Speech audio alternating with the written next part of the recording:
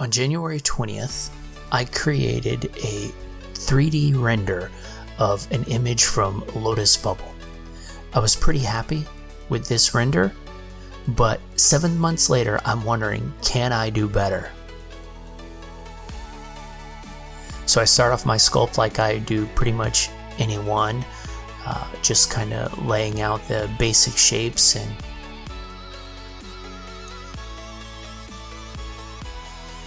it's always challenging to kind of just make sure you get everything placed right, but this is like the key stage of a sculpt where you really want to make sure that you get everything where it needs to be. I don't really work on or make eyes in this fashion very often, so this is a new challenge for me as well. The nose also I found especially difficult because it's very petite, it's a very delicate feature, and so I wanted to try and really get that right. I'm always trying to get the landmarks in the right spots, get everything just kind of laid out correctly before I sculpt in too much detail. But honestly, that's just such a challenge for me to know when to start breaking it down and going into more detail. I think I went a little too quickly on this one and didn't get all the proportions just right. The eyes were key in this because I feel like they convey so much emotion. I don't think I captured it, but I was really focused on that. I wanted to try and get as much of that as I could. My wife said that the eyes look a little more Asian in my sculpt than in the final or in the original image, and I tend to agree with her on that. This is also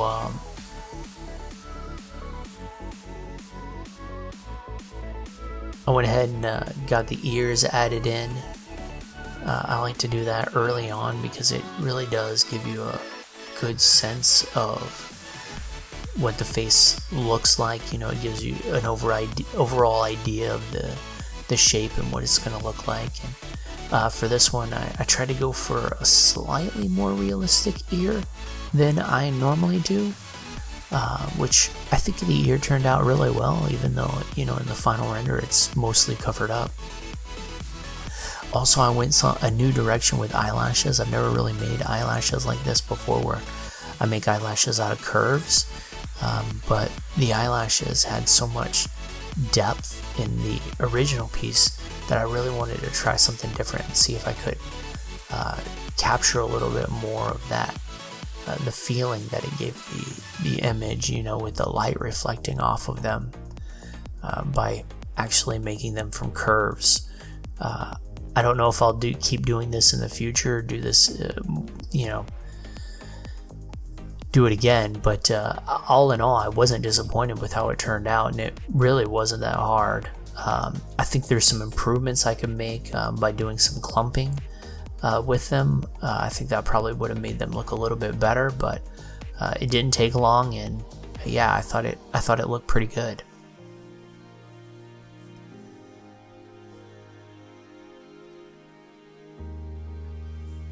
I wanted to go ahead and model an eyebrow, even though you don't really see it, but the little details that are kind of in the background that you don't always notice or aren't as noticeable are noticed if they're not there, if they're missing. I also tend to run into a problem sometimes with my symmetry where it really goes wonky and it's just not right, and so I had that happen here, and I went ahead and cut the sculpt in half and try and fix the symmetry. I also don't do this open mouth pose very much, so that was something that I was interested in trying. So I modeled some quick teeth, just to try and finish that off. And I always think it's interesting to me how things are just shaped differently, like the way the teeth actually curve.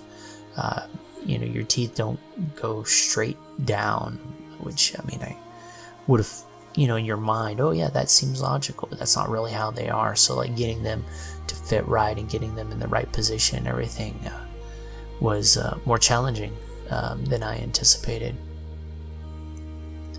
And I wanted to try and just add a little curvature to the nose because she has that little shadow right behind her nose. And I wanted to see if I could sculpt in enough detail that we could capture that shadow.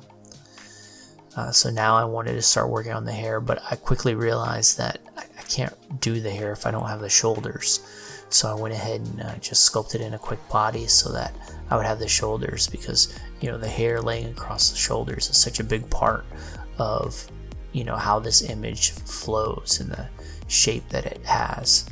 So I started working on just kind of modeling out and sculpting out the overall shapes of the hair, to see if I couldn't start getting my image the feeling that the hair gives in the final render with the bangs. And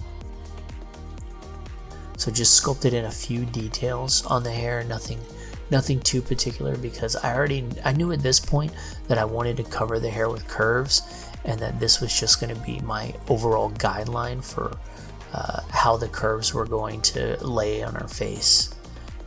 So I went ahead and started making the curves so that I could start placing those. And I always tend to start with the bangs, I'm not sure why, but went ahead and placed all the bangs, and then what do they call those, curtains? I placed her curtains in, those curved hairs right in front of the ear. Made sure and got those in, and then just kept kind of filling out the hair.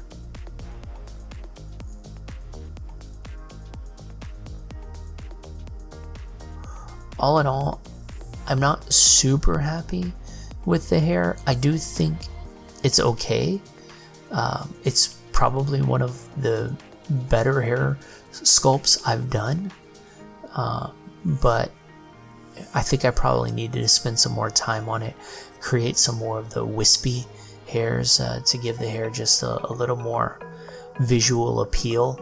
I did work on it, I did try, but I think I have a tendency to get bored quickly, and so I think I got kind of bored and ended up stopping before I should have. I think it needed a little bit more of those wisps. I think if you take a little extra time, it might have been a couple of hours, but I think it can make a huge difference. And sometimes I think I minimize the difference that can make, and I end up skipping it over.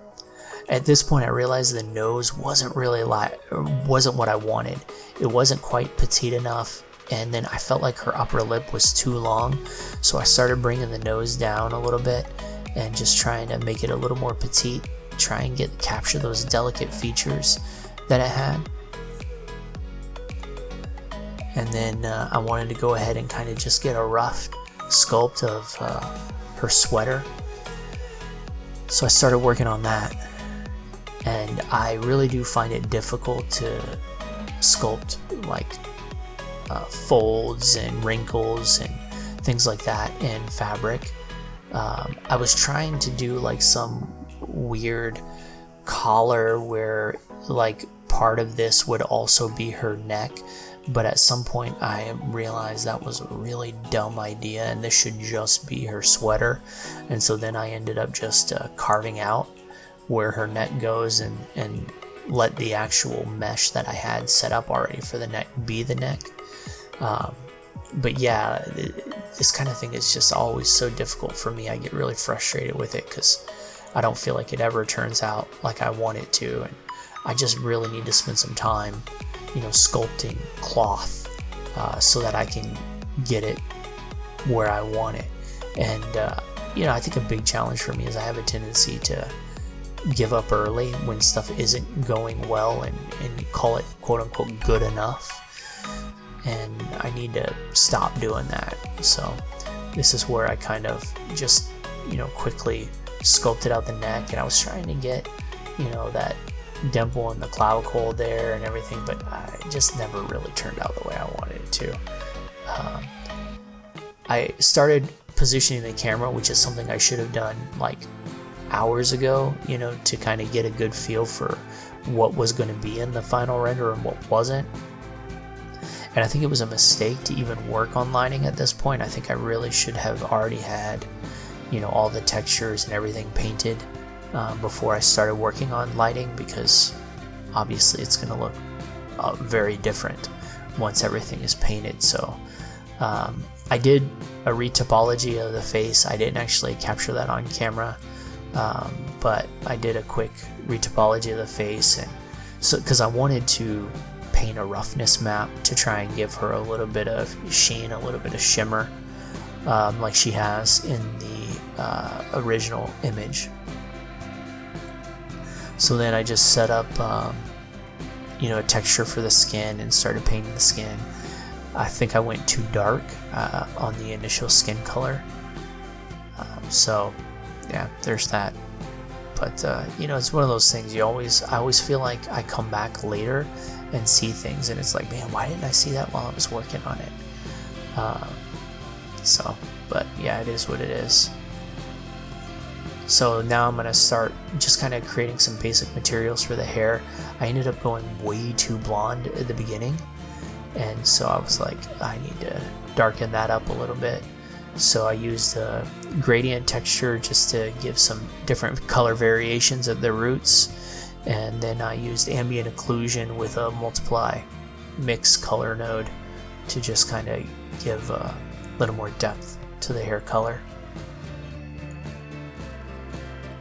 Then I added my roughness map in and just kind of painted in the spots that I wanted to catch a little more shine, and that's it. There's my final render. So what do you think?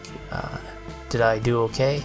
I think the chin is a little bit too much and the jaw's too strong. So yeah, in the beginning I think I went too fast in the block out, but here's the first and the second. So which did you prefer? Feel free to comment below. Thanks for watching.